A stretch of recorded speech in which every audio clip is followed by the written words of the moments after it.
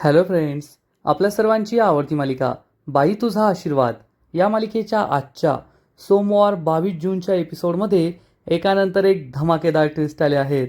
मग नेमकं घडलंय तरी काय? तर फ्रेंड्स, आजचा एपिसोड खूप भारी होता. आजच्या एपिसोडमध्ये दत्ता आणि सुलवात्याने चक्क धोंडी अण्णाविरुद्ध पोलीस तक्रार केली. त्यामुळे पोलीस हे धोंडी अण्णाला अरेस्ट करून ताब्यात घेऊन निघून गेले आहेत. आणि हे सगळं अवनी समोर घडलं. त्यामुळे अवनीला मोठा धक्काच बसला आणि सुलवात्याने अवनीचे कान भरले. पाहिलं का, कशा कुटुंबात तू लग्न करून आली आहे, त्यामुळे घर सोडून निघून जा. आणि दुसरीकडे अवनीला तर आधीच घर सोडायचं आहे. त्यामुळे अवनीने यशादादाला गळ घातली आहे की जर तुझी ओळख असेल तर मला एखादी रूम भेटते का ते पहा. मग आता यशादा अवनीसाठी रूम पाहणार का आणि स्वतःच अवनीला घराबाहेर काढणार का, हे जाणून घेण्यासाठी हा व्हिडिओ शेवटपर्यंत नक्की पहा. फ्रेंड्स, आजच्या एपिसोडच्या सुरुवातीलाच अवनी ही राजाला सांगते की मला अभिषेक करायचा आहे, पण मला एका भल्या माणसाने वेगळा अभिषेक शिकवला आहे. आठवतं आहे का राजा, आपण लहान मुलांना खाऊ घातलं होतं आणि मग देवी आईने माझं ऐकलं, माझं आणि विवांचं लग्न टळलं होतं. राजा सांगतो, हो आठवतं आहे ना. अवनी म्हणते, मग आतासुद्धा तसाच अभिषेक करायचा का, म्हणजे यावेळेससुद्धा देवी आई माझं ऐकेल. राजा म्हणतो, हो ऐकेल ना, नक्की ऐकेल, तुम्ही थांबा 2 मिनटं. असं म्हणून राजा आजूबाजूला पाहतो तर तेथेच एक गार्डन असतं आणि या गार्डनमध्ये लहान मुलं खेळत असतात. राजा हा या गार्डनमध्ये जातो आणि या लहान मुलांना सांगतो की तुम्हाला सगळ्यांना आम्ही खाऊ घालणार आहे. ही लहान मुलं धावत पळत येतात. अवनी खूप खुश होते आणि मग राजा आणि अवनी या सगळ्या लहान मुलांना वडापाव खाऊ घालतात. मुलं खूप खुश होतात आणि अवनी राजाला थँक्यू म्हणून तेथून निघून जातात. राजा हा अवनीला विचारतो, झाला ना अभिषेक, आता जायचं का घरी? तेवढ्यात अवनीला एक ज्वेलरचं दुकान दिसतं आणि अवनी म्हणते, 2 मिनटं थांब, मी आलेच. राजा विचारतो, कुठे चालला आहात? तर अवनी म्हणते, आता आपण दोघे नवरा बायको आहोत ना. हे ऐकून राजाला खूप आनंद होतो. अवनी म्हणते, तू माझ्या गळ्यात मंगळसूत्र घातलं, आता मी तुझ्यासाठी एक छोटीशी अंगठी तर करू शकते ना. हे ऐकून राजाला खूप आनंद होतो. राजा विचारतो, अंगठी? अवनी म्हणते, हो तुझ्यासाठी अंगठी, थांब तू 2 मिनटं. असं म्हणून अवनी ही राजाला न घेता या ज्वेलरच्या दुकानात जाते. त्यामुळे राजा खूप खुश होतो. आणि इकडे सुलवात्या दत्ताला घेऊन घरी पोहोचते. दत्ता रडत असतो, आई ग लागलं. आणि त्यामुळे नमीला मोठा धक्काच बसतो. नमी विचारते, मामा काय झालं? आणि मामा तिला दाखवतो की माझं डोकं फुटलंय. नमी खूप घाबरते आणि लगेच हळद आणायला जाते. ती हळद घेऊन येते आणि हळद लावणार तर सुलवात्या म्हणते, ए नमे, उगाच पुळका दाखवायची गरज नाही बरं का, खोटा पुळका दाखवतीयेस. तर नमी सांगते, अगं पण हळद तर खरी आहे ना. पण सुलवात्या तिला हळद लावण्यास नकार देते. त्याला बिलकुल हळद लावायची नाही. दत्ता रडत रडत म्हणतो, ए सुले, किती रक्त वाहतंय, लावू दे ना तिला हळद. सुलवात्या म्हणते, दत्ता दादा थोडा त्रास सहन कर, कारण तुझं रक्त वाहिलंय ना त्या धोंड्याने, आता मी त्याचं काय करते ते पाहाच. दत्ता म्हणतो, अगं काय करायचं ते नंतर कर, आधी हळद तर लावू दे, अंगातलं सगळं रक्त वाहून जायचं माझं नाही तर. सुलवात्या म्हणते, नाही नाही, असं कसं वाहून जाईल, तू चल माझ्याबरोबर, आता त्या धोंड्याला मी कशी शिक्षा देते ना ते तू पाहतच राहा. नमी म्हणते, अगं मम्मी काय करतेस तू, मला त्याला हळद लावू दे ना. सुलवात्या चिडून म्हणते, नमे, मध्ये मध्ये बोलायचं नाही, तोंड बंद ठेव. आणि सुलवात्या ही दत्ताला आपल्याबरोबर घेऊन जाते. आता नेमकं काय झालंय हेच नमीला कळत नाही. आणि इकडे राजा अवनीची वाट पाहत असतो आणि अवनी या दुकानातून बाहेर येते. राजा खूप खुश होतो. अवनी राजाजवळ येते आणि तिच्या हातामध्ये एक सोन्याची अंगठी असते. राजा खूप खुश होतो. अवनी राजाचा हात हातात घेते आणि त्याच्या बोटात ही सोन्याची अंगठी घालते. राजा खूप खुश होतो आणि या अंगठीकडे पाहतच राहतो. पण हे सगळं राजाचं स्वप्न असतं. अवनी राजाला भानावर आणते आणि विचारते, काय झालं राजा? राजा आपलं बोट पाहतो तर बोटात अंगठी नसते. आणि अवनी राजाला हात पुढे करायला सांगते आणि चक्क राजाच्या हातावर पैसे ठेवते. राजा विचारतो, अहो हे पैसे का देताय? तुम्ही तर माझ्यासाठी अंगठी करायला चालला होता ना. अवनी म्हणते, तुझ्यासाठी अंगठी? मी काय तुझी बायको आहे का तुझ्यासाठी अंगठी करायला? अरे राजा, तू 24 तास माझ्याबरोबर फिरतोय, तुझं काम बुडतंय, तुझे पैसे खर्च होत आहे, म्हणून मी माझी अंगठी विकली आणि हे पैसे तुला देते मी. राजाला मोठा धक्काच बसतो. राजा चिडून म्हणतो, नाही नाही नाही, हे पैसे मी तुमच्याकडून घेऊ शकत नाही. अवनी म्हणते, असे कसे नाही घेऊ शकत? तू जर माझ्याकडून पैसे घेतले नाही ना, तर मी तुझ्या घरीच येणार नाही, येथे रस्त्यावरच राहील मी. राजाचा नाईलाज होतो. राजा म्हणतो, काय मॅडम, तुम्ही डायरेक्ट मला असं ब्लॅकमेल करता. तुम्हाला काही मी रस्त्यावर राहू देणार आहे का? ठीक आहे, हे पैसे घेतो मी. अवनीला बरं वाटतं. राजा म्हणतो, चला आता घरी. सगळ्या हॉस्टेलचा प्रवास करून झालाय, आता घरीच जायचं आहे. अवनी म्हणते, हो, मी रिक्षा पाहते. अवनी रिक्षा पाहते आणि राजा विचार करतो, काय देवी आई, आता पुढे काय होईल ना, काही कळतच नाही आहे. आणि इकडे दत्ता आणि सुलवात्या चक्क पोलिसांना घेऊन धोंडी अण्णाच्या घरी पोहोचतात. दत्ता जोरजोरात ओरडतो, ए धोंड्या, आता हिंमत असेल तर येणारे बाहेर. माझं डोकं फोडलं ना तू, आता पहा मी तुझं काय काय फोडतो. सुलवात्यासुद्धा म्हणते, ए धोंड्या, ये लवकर बाहेर. घाबरून लपून बसला की काय घरामध्ये? तेवढ्यात धोंडी अण्णा बाहेर येतो आणि विचारतो, काय कटकट आहे रे? पण हा इन्स्पेक्टर धोंडी अण्णाची कॉलरच पकडतो आणि म्हणतो, लय माज आला काय तुला? तेवढ्यात पाण्या बाहेर येतो आणि विचारतो, ओ साहेब, काय करताय? अण्णाला असं का पकडलंय? सुलवात्या म्हणते, साहेब, हाच येतो ज्याने माझ्या भावावर जीव घेणा हल्ला केला, त्याचा जीव घेण्याचा प्रयत्न केला, पकडा त्याला. तेवढ्यात राजा आणि अवनी घरी पोहोचतात. राजा आणि अवनीला मोठा धक्काच बसतो की घरी पोलीस आले आहेत. राजा आणि अवनी धावत पळत पुढे येतात. राजा विचारतो, ओ साहेब, का पकडले माझ्या अण्णाला असं? तर सुलवात्या ही अवनीजवळ जाते आणि म्हणते, पाहिलंस का, कोणत्या घरात लग्न करून आली आहे तू? हा तुझा बेवडा प्याताड सासरा आणि त्याची ही नालायक पोरं. पाहिलं का, तुझ्या सासऱ्याने माझ्या सख्ख्या भावावर जीव घेणा हल्ला केला, त्याचा जीव घेण्याचा प्रयत्न केला. अवनीला मोठा धक्काच बसतो. सुलवात्या म्हणते, अजून पण वेळ गेलेली नाहीये, जा तुझ्या घरी, येथे थांबू नको बरं का. आणि पोलीस सुद्धा हे ऐकत असतात. तेवढ्यात नमी तेथे येते. सुलवात्या म्हणते, हा तुझा सासरा आहे ना, एक नंबरचा खूनी आहे, खूनी. तू येथे राहू नको, जा हे घर सोडून, नाहीतर तुझं सुद्धा काही खरं नाही. समजतंय का तुला? जा येथून निघून. धोंडी अण्णाला खूप राग येतो. धोंडी अण्णा चिडून म्हणतो, ए सुले, माझी सून आहे ना, शिकलेली आहे, तिला स्वतःची हक्कल आहे. तू तिचे कान भरून काही फायदा नाही, दूर हो तिच्यापासून. तर सुलवात्या म्हणते, पाहिलं का, पोलिसांनी कॉलर पकडली तरी अक्कल येत नाही या धोंड्याला. तेवढ्यात यशदादा घरी पोहोचतो आणि पोलिसांना पाहून तो सुद्धा खूप घाबरतो आणि धावत पळत पुढे येतो. राजा विचारतो, साहेब, का पकडले आमच्या अण्णाला? काय झालंय? तेवढ्यात धन्यासुद्धा घरी येतो. हे सगळे अण्णाजवळ येतात आणि विचारतात, काय झालंय? तर इन्स्पेक्टर सांगतो, या दोघांनी तक्रार केली आहे की तुझ्या बापाने त्याचा जीव घेण्याचा प्रयत्न केला आहे, आता त्याला आम्हाला अटक करावी लागणारच. राजा म्हणतो, ओ साहेब, घरगुती मॅटर आहे, तुम्ही उगाच टेन्शन घेताय, असं काही केलेलं नाही आहे त्याने. तर धोंडी अण्णा चिडून म्हणतो, हो साहेब, आधी त्यांनी काय केलं ते तर ऐकून घ्या, मग मी काय केलं ते सांगतो मी. हा दत्त्या हसू लागतो. धोंडी अण्णा चिडून म्हणतो, काय हसतो रे? साहेब, 2 मिनटं सोडा मला, याला असा हाणतो ना मी, आणि रडला का अजून हाणतो, मग याला चांगला सुतासारखा सरळ करतो. असं म्हणून धोंडी अण्णा इन्स्पेक्टरचा हात सोडून जाऊ लागतो. पण सगळी मुलं त्याला थांबवतात आणि सुलवात्या चिडून म्हणते, ए धोंड्या, तुला आहे ना पोलिसांनी चांगला जेलमध्ये सडवला पाहिजे आयुष्यभर. लाज नाही वाटत का रे तुला? माझ्या भावाचा जीव घ्यायला निघाला, आता तुला काय मी सोडत नाही. राजा पुढे येऊन म्हणतो, ए आत्या, काय करतेस ग तू? अगं तुझा सख्खा भाऊ आहे ना तू, त्याच्याशी अशी वागतेस का? तर सुलवात्या निर्लज्जपणे म्हणते, माझा फक्त एकच भाऊ आहे, दत्ता भाऊ, हा कोण नाही माझा, सगळी नाती केव्हाच संपली. हे ऐकून सगळ्यांना वाईट वाटतं. मग सुलवात्या पुन्हा एकदा अवनीला म्हणते, ए पोरी, आता तरी डोक्यात शिरताय का नाही? जाय घर सोडून, नको राहू येथे, तुझ्या लायकीचं घर नाही आहे.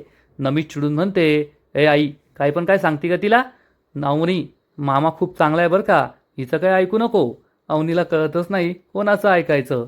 सुलवात्या चिडून म्हणते, ए डोक्यात फरक, गप ना तू, आणि तिला काही बाई सांगू नको. सुलवात्या पुन्हा अवनीला सांगते, ऐक बरं का माझं, घर सोडून जाय, येतं थांबू नको.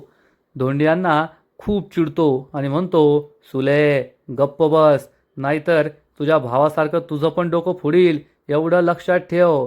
इन्स्पेक्टर चिडून म्हणतो, ए लय माज आला कर तुला? हवालदार, बसवा याला गाडीमध्ये. दत्ता म्हणतो, हो साहेब, आयुष्यभर सडवा त्याला जेलमध्ये.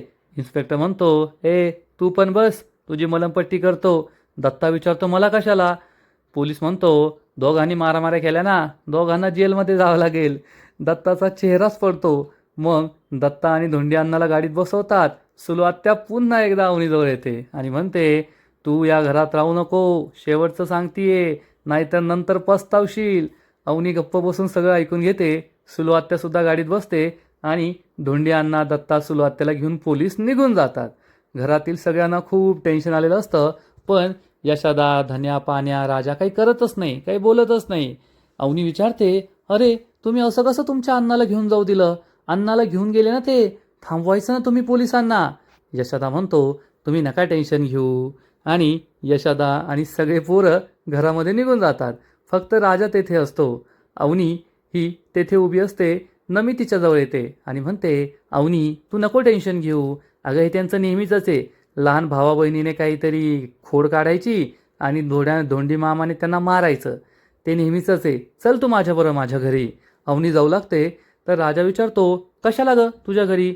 ती आत्या घालेल ना मोठा धिंगाणा. तर नमी म्हणते, अरे पण ती आता घरी नाही आहे ना, कशाला टेन्शन घेतोय? चल तुम्ही दोघं माझ्या घरी चला. राजा विचारतो, कशाला? तर नमी म्हणते, आता माझ्या मामाच्या घरी एवढी गोड सून आली आहे, तिला माझं घर नको दाखवायला. चल अवनी तू चल, मान असतो तो.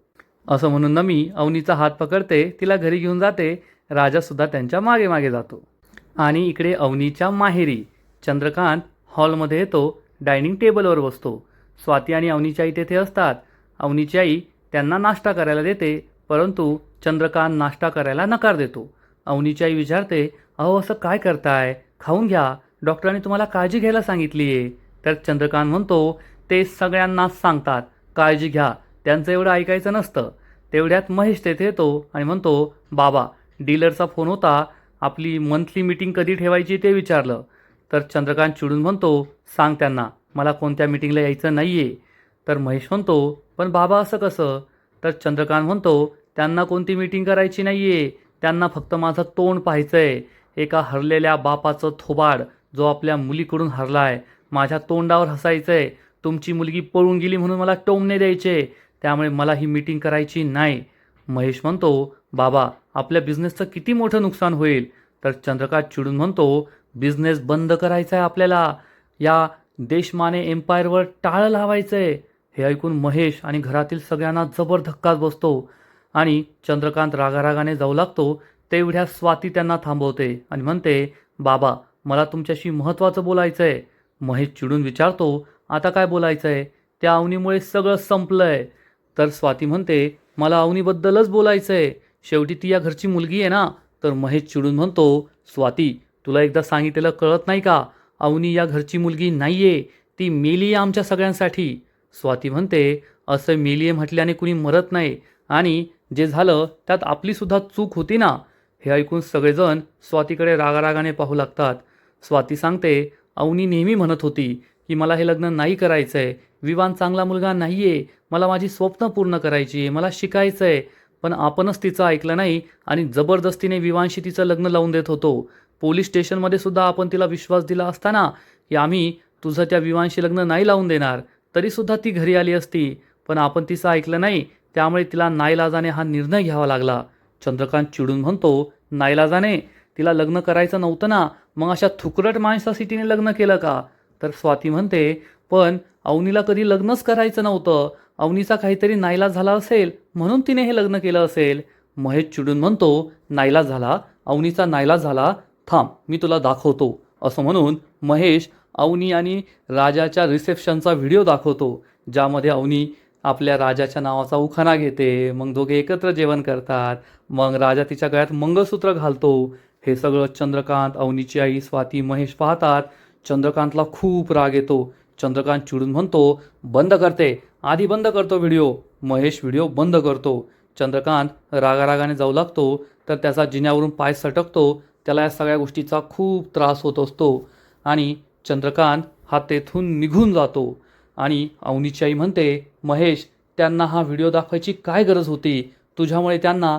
तर महेश ओढून म्हणतो, माझ्यामुळे नाही, त्या अवनीमुळे त्यांना हा त्रास होतोय. आणि महेश स्वातीच्या अंगावर धावून जातो आणि तिला म्हणतो, हे सगळं तुझ्यामुळे होतोय, पुन्हा एकदा या घरात त्या अवनीचा विषय काढायचा नाही. स्वाती गप्प बसते आणि इकडे अवनीला घेऊन नमी आपल्या घरी येते. राजासुद्धा येतो आणि नमी या दोघांना रिसेप्शनचं गिफ्ट देते आणि सांगते, मला तर कालच द्यायचं होतं, पण माझी आई होती ना, म्हणून नाही देता आलं. थांब, मी आहे ना तुमच्यासाठी हळदी कुंकू घेऊन येते, मान घेऊन येते. असं म्हणून ती या दोघांना ओवाळते, त्यांना हळदी कुंकू लावते आणि मग या दोघांशी गप्पा मारू लागते आणि सांगते, तुम्हाला जे गिफ्ट दिलं आहे ना, ते गिफ्ट आवडलं की नाही सांगा बरं का मला. तर राजा म्हणतो, नमे आता आम्ही जातो, उगाच तुझी आई आली ना तर गोंधळ घालायची. नमी म्हणते, अरे ती एवढ्या लवकर नाही यायची. राजा म्हणतो, नको नको, आम्ही नंतर कधी येऊ. राजा अवनीला घेऊन जाणार. इतक्यात अवनीला तेथे खांबावर लटकवलेली कुदळ दिसते. अवनी विचारते, ही कुदळ अशी का लावली आहे? पण नमी काही खरं सांगणार. तितक्यात राजा म्हणतो, अहो ती खूप मोठी लाँग स्टोरी आहे, तुम्हाला नंतर निवांत सांगतो मी. आज दिवसभर खूप वणवण झाली आहे ना, जाऊ घरी. राजा अवनीला घेऊन जातो. नमी खूप खुश होते. थोड्या वेळाने रात्र होते आणि घरात सगळेजण जेवणाची तयारी करत असतात. पण अवनीला अन्नाची काळजी वाटत असते, धोंडी अन्नाची, की धोंडी अन्न अजून घरी आलेले नाहीये. सगळेजण जेवायला बसतात. अवनीसुद्धा जेवायला बसते आणि विचारते, धोंडी अन्न अजून का नाही आले? यशोदा सांगतो, ते आज नाही येणार, ते डायरेक्ट उद्याच येतील. तर पाण्या म्हणतो, उद्या तरी येतील का? त्यांनी एवढा मोठा कांड केलाय, लवकर येतील असं वाटत नाही. अवनीला टेन्शन आलेलं असतं. अवनी विचारते, तुम्ही सगळे एवढे रिलॅक्स कसे असू शकता? त्यांना सोडवण्यासाठी तुम्ही काहीच प्रयत्न का करत नाहीये? तर पाण्या सांगतो, अहो आता आम्हाला सवय झाली आहे ना, आमच्यासाठी हे नेहमीचंच आहे. पाण्या विचारतो, तुला काय वाटतं रे पाण्यादा, हा म्हणजे टॉप 5मध्ये असेल ना त्यांचा हा कांड? तर पाण्या म्हणतो, अरे कसला टॉप 5मध्ये, लई नॉर्मल धक्का दिला आणि डोक्याला लागलं. ते नाही का आपल्या धोंडी अण्णाने जेव्हा दत्ता काकाचा हात फ्रॅक्चर केला होता, ते टॉप 5मध्ये. आणि एकदा त्याची बरगडीच मोडली होती पोटात बुक्की घालून, ते सुद्धा आहे ना. आणि सुलवात्याने धोंडी अण्णाच्या डोक्यात दारूची बाटली फोडली होती, ते सुद्धा टॉप 5मध्येच आहे ना. हे सगळं ऐकून अवनीला जबर धक्काच बसतो. राजा आणि यशोदा एकमेकांकडे पाहू लागतात, हे काय मूर्खासारखं बरळत आहे. यशोदा म्हणतो, अरे पाण्या धन्या, काय चेष्टा करताय तुम्ही? त्यांना सगळं खरं वाटेल ना. पाण्या धन्या भानावर येतात आणि म्हणतात, अरे हो हो, आम्ही तर चेष्टा करत होतो. राजा सांगतो, तुम्ही टेन्शन घेऊ नका, अण्णा येतील घरी, 1-2 दिवसानंतर घरी येतील, त्यांचं ते नेहमीचंच आहे. अवनी विचारते, पण त्यांनी तक्रार का केली? यशोदा सांगतो, ते काल आपण घरामध्ये रिसेप्शन केलं ना, त्यांची परमिशन घेतली नाही. अवनी विचारते, पण घर आपलं आहे ना, मग त्याची परमिशन का घ्यायची? राजा सांगतो, हो आपलंच आहे घर, आपलंच आहे. पाण्या सांगतो, अहो ती खूप जुनी स्टोरी आहे, त्यांच्या हिश्श्याचं त्यांनी फुकून खाल्लं, आता ह्या हिश्श्याचं घर आपलं आहे, पण त्यांना या घरात पण हिस्सा हवा आहे. आमच्या अण्णा साधे, अण्णांनी तेव्हा काही लिखापडी केली नाही, त्यामुळे ते हिस्सा मागताय. अवनीला सगळं कळतं. यशोदा म्हणतो, तुम्ही ते सोडा, तुम्ही जेवण करून घ्या. पण तेवढ्यात यशोदाला वाटतं, मी अवनीच्या आवडीचं काही केलंच नाही. यशोदा म्हणतो, आजचे दिवस आहे ना, गोड मानून खा, उद्या मी तुमच्या आवडीचं काहीतरी बनवेल. तर धन्या म्हणतो, हो ना, याचा अर्थ आजसुद्धा चवळीची भाजीच केली आहे वाटतं. धन्या जे म्हणतो ते खरं असतं. अवनी हसू लागते. धन्या म्हणतो, अरे काय यशोदा, मोठ्या घरची पोरगी आपली वहिनी, आणि त्यांचं ते काय डाएट बेट असेल ना, त्यांचं काय ते सूप असेल, पंपकिन सूप, ड्रमस्टिक सूप, असं काही करायचं त्यांच्यासाठी. हे काय रोज चवळीची भाजी वगैरे, आणि संध्याकाळी ते एवढं हेवी नसतील खात, साधं पोळी भाजी नाही खात, ते सूप वगैरे पितात. काय सांगू तुला, ते कॉन्टिनेंटल, थाय, इटालियन असं जेवण असतं त्यांचं. हे ऐकून यशोदाला मोठा धक्काच बसतो. अवनी म्हणते, नाही यशोदा, तसं काही नाही आहे, आम्ही सुद्धा घरी साधंच खातो. तर यशोदा म्हणतो, असं कसं, उद्या मी तुमच्यासाठी ना काळी मिरी घालून टोमॅटो सूप बनवतो, तुम्ही ते खा. तर धन्या म्हणतो, अरे देवा, म्हणजे उद्यासुद्धा आपले असेच हाल आहे का? यशोदा त्याच्याकडे रागारागाने पाहतो. धन्या विचारतो, काय झालं यशोदा, एवढं रागारागाने का पाहतोय? अरे मी तर चेष्टा करत होतो. पाण्या म्हणतो, धन्या आता तुझं काही खरं नाही, उद्यापासून तुझा स्ट्रिक्ट डाएट चालू, कांद्याचं सूप आणि लसणाची चटणीच भेटणार आहे तुला. राजा म्हणतो, आणि हो, आता पहिलेच तो काळी आहे, असं डाएट सुरू झालं ना की डायरेक्ट इनविजिबलच व्हायला बसला. सगळे भाऊ जोरजोरात हसू लागतात. अवनीसुद्धा हसू लागते. अवनीला या घरात खूप मजा येत असते. पण अवनी अशी एकटीच आहे जिला अण्णाची काळजी वाटत असते. अण्णा कधी येतील हाच विचार तिच्या मनात असतो. आणि आजचा एपिसोड येथेच संपतो. फ्रेंड्स, बाई तुझा आशीर्वाद या मालिकेचा आजचा एपिसोड खरंच खूप भारी होता, इंटरेस्टिंग होता. धोंडे अण्णाला पोलिसांनी पकडून नेलंय, कधी येतात देव जाणे. आजचा एपिसोड तर भारी होता, पण पुढील एपिसोड आणखीन भारी असणार आहे. मग नेमकं घडणार तरी काय? तर पुढील एपिसोडमध्ये आपण पाहू की अवनी ही यशोदाला म्हणेल, तुमच्या काही ओळखी असतील तर माझ्यासाठी एखादी छोटीशी रूम पहा ना, मी तेथे जाऊन राहील. यशोदाला मोठा धक्काच बसणार. मग अवनी गेल्यावर राजा म्हणेल, यशोदा काही रूम वगैरे पाहू नको, त्या इथे राहिल्या ना तर सहवासातून प्रेम वाढेल, त्यासुद्धा माझ्यावर प्रेम करतील. यशोदा राजावर खूप चिडेल आणि म्हणेल, राजा उगत चुकीचं काही करायचं नाही, त्यांना लग्न संसार काही नकोय, त्यांना त्यांची स्वप्न पूर्ण करायची आहे आणि हे लक्षात ठेव. राजाला सुद्धा वाईट वाटणार. मग आता पुढे काय होईल हे पाहायला मजा येईल. तर फ्रेंड्स, तुम्हाला सुद्धा बाई तुझा आशीर्वाद ही मालिका आवडते का? नक्कीच कमेंट करून सांगा. आणि या मालिकेचे असेच नवीन नवीन एपिसोड, नवीन नवीन अपडेट सर्वात आधी पाहण्यासाठी व्हिडिओला लाईक करा, शेअर करा, चॅनलला सबस्क्राईब करून बेल आयकॉनवर क्लिक करा. म्हणजे या मालिकेचे असेच नवीन नवीन एपिसोड तुम्हाला सर्वात आधी पाहायला मिळतील. खूप खूप खूप धन्यवाद.